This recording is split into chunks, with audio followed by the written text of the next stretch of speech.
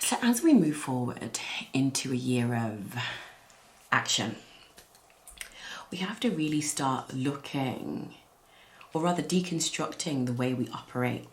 So the first thing I want to talk about today is this kind of concept of being an international, multinational company. Because realistically speaking, when we move into this action part, we can't just think about a one size fits all. Now, practically speaking, or I should say theoretically speaking, we all understand that one size doesn't fit all. But how do we move that into practical terms? So, you might be a company, you sit in England, for example, and you might have a branch in Germany, you might have a branch in France. What has to be considered, for example, is that in each country, each region, not only does diversity mean something different, but there's also the legislative side of things. So what does gender equality mean for a woman who sits in Germany? What does gender equality mean for a woman who sits in France, who sits in England? Because what it means is this word international almost makes us believe, or lulls us into a false sense of security, that what we're doing, how we approach things, there's an international approach. But actually, there's not. An international approach is still very much a one size fits all metric. So what it means is that you have to take the time, and it does take extra time, but you have to take the time and put in the legwork to kind of understand the contextual backdrop of the language of the country in which you are operating. So it's, once again, it's this part about research is very critical, but it's how quick you turn it around, right? Because we want to move to the action part. But it's understanding that the changes that you want to make within this construct has to be tailor-made. So what you do in the UK, you cannot do in Germany. It's just very different.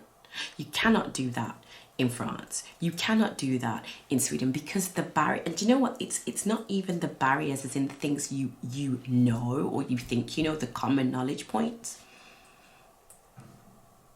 It's the nuance that's the difference.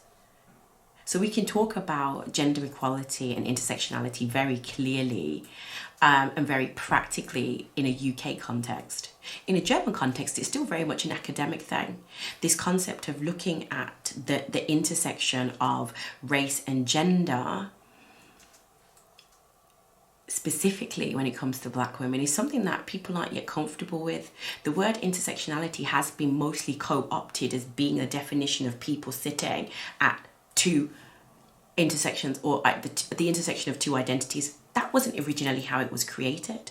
So in approaching gender equality in each country, you have to also be familiar with the local context, the local language, because it's not enough just to want to apply a broad stroke. And in many cases, that will make the difference. Not in many cases, actually in all cases. What does great look like?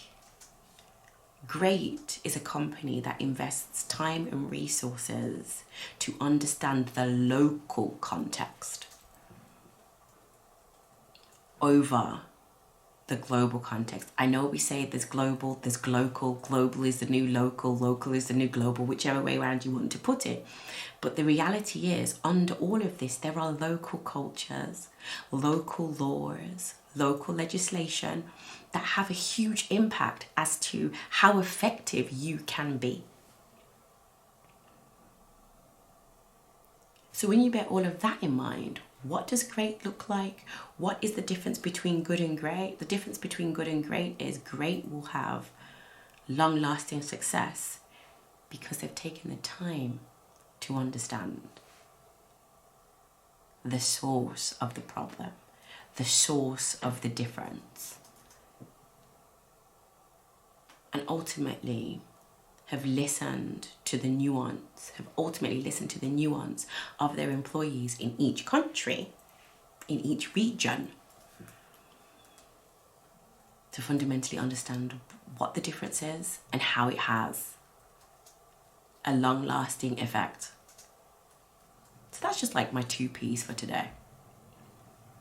And I hope you enjoyed. Thank you very much. Bye-bye.